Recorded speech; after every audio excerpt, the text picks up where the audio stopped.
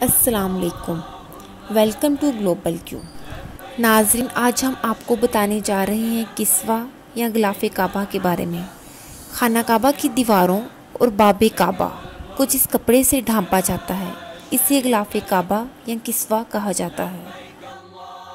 ناظرین، آج ہم بات کرنے جا رہے ہیں خانہ کعبہ پر غلاف چڑھانے کا آغاز کب ہوا۔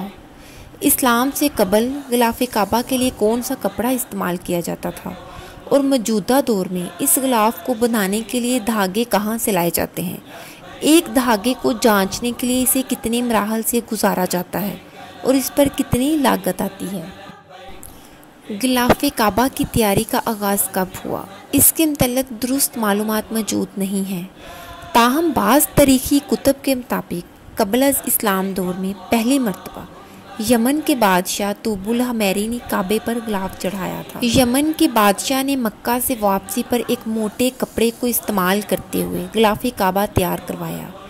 تاریخی کتب میں اس موٹے کپڑے کو کشف کا نام دیا گیا ہے۔ بعد ازاں اس بادشاہ نے المعافیریہ کپڑے سے غلاف تیار کروایا اور اس مقصد کے لیے یمن کے ایک قدیم شہر میں بننے والا بہترین کپڑا استعمال کیا گیا۔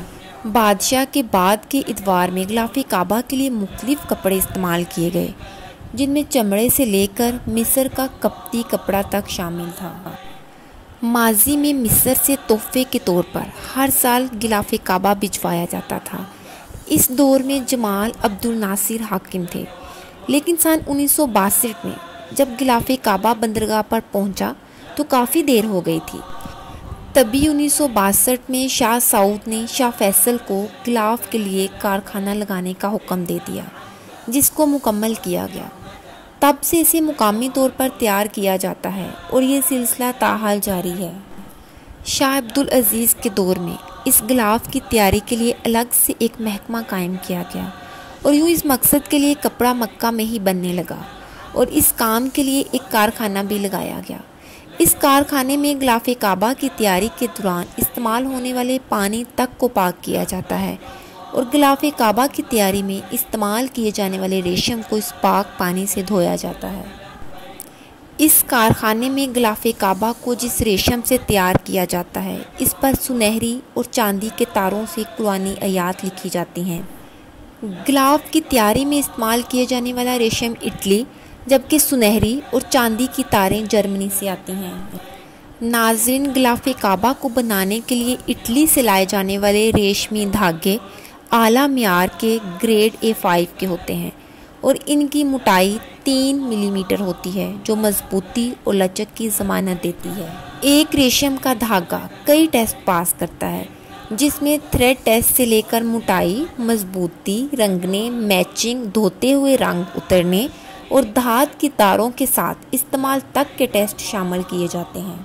ناظرین، غلاف کعبہ کے معیار کو یقینی بنانے کے لیے شاہ عبدالعزیز کمپلیکس میں ایک تجربہ کار ٹیم ان ٹیسٹوں کی نگرانی کرتی ہے۔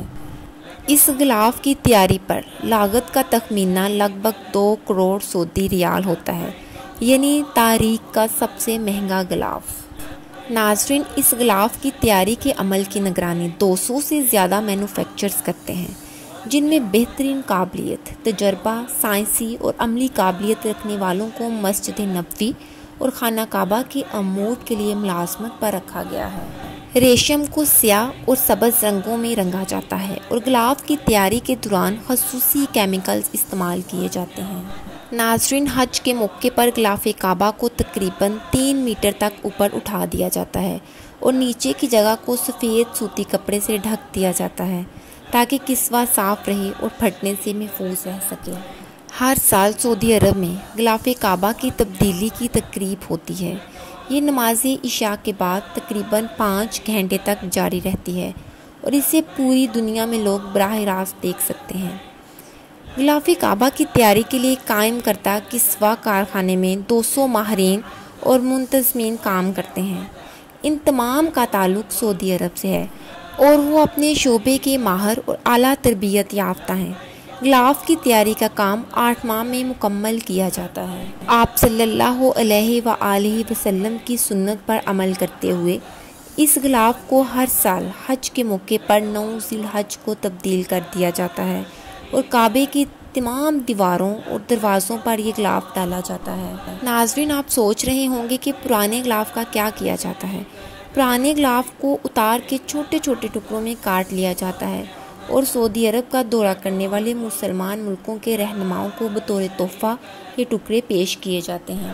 ناظرین، اس دعا کے ساتھ آپ سے اجازت چاہیں گے کہ اللہ تعالیٰ اس ماہ مبارک کے صدقے ہم سب کو ہدایت سے نواز دے اور ہم سب کے گناہ معاف فرما دے، آمین۔ ناظرین، اگر آپ کو ہماری ویڈیو پسند آئے تو پلیز اس ویڈیو کو لائک، شیئر اور چینل کو سبسکرائب ضرور کیجیے گا۔ Thank you.